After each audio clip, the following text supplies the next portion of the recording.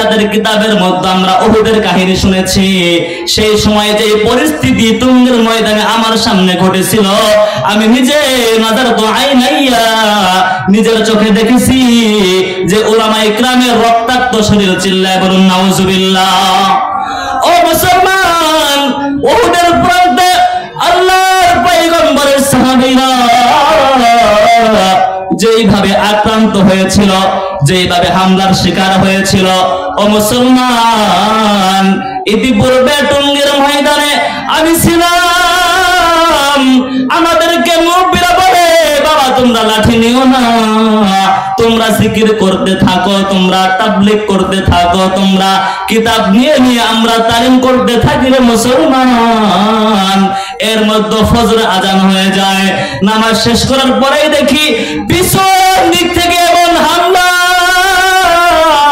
এমন আক্রমণ শুরু হয়ে গেছে। বলে আমাদের সাথীরা ভাইরা রক্তাক্ত বদনে আমাদের সামনে আসছে।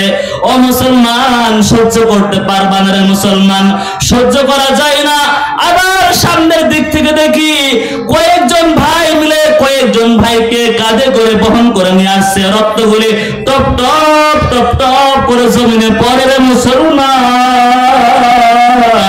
এমন মুসলমানের হাতে মুসলমান নির্যাতন হয়, চিল্লায় বলুন না নাউজুবিল্লাহ।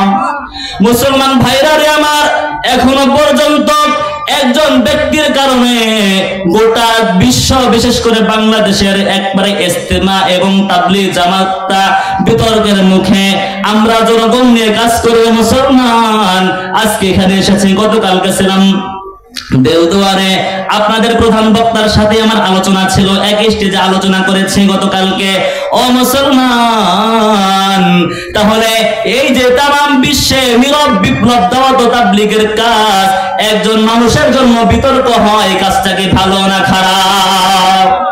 মুসলমান ভাইরা আমার, স্পষ্ট ভাষায় বলতে চাই, আল্লামা সাদ কান্দরবি স্পষ্ট ভাবে বলতে চাই, দীপ্ত কণ্ঠে বলতে চাই, বলিষ্ঠ কণ্ঠে বলতে চাই, আপনি যদি আল্লাহর কোরআনের হন, আল্লাহর হন, রাসূলের হন, উলামায়ে দেওবন্দির হন, তাহলে সব ভণ্ডামি বাদ দিয়ে উলামায়ে কিরামের সামনে আত্মসমর্পণ করুন, রুজু করুন, উম্মতকে আর আপনি বিভ্রান্ত করবেন না।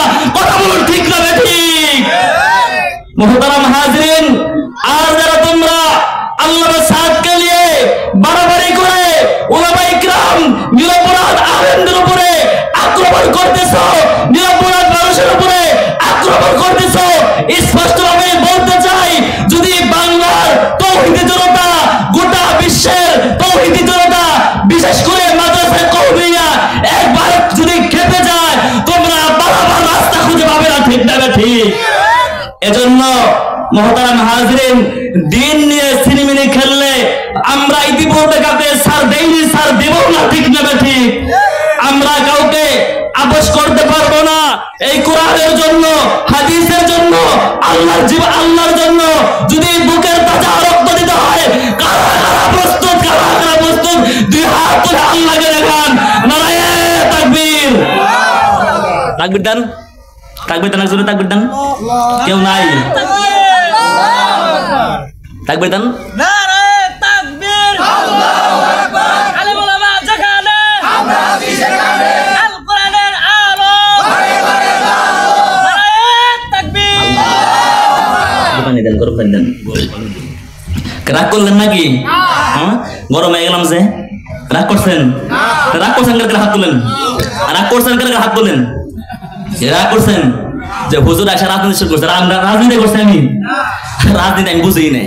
রাজনীতি আমি বাবার 3 নাম্বার পোলা, আমি ছোট পোলা, আমার খুব আদরে রাখছে, আমার এগুলোর সাথে কোনো অ্যাড হতে দেয় নেই। আর যে সমস্ত মাদ্রাসায় পড়ছি, এ সমস্ত মাদ্রাসায় রাজনীতি নাইও, এগুলো বুঝি না। তবে হ্যাঁ, এই কোরআনের বিপক্ষে যদি কেউ কথা বলে,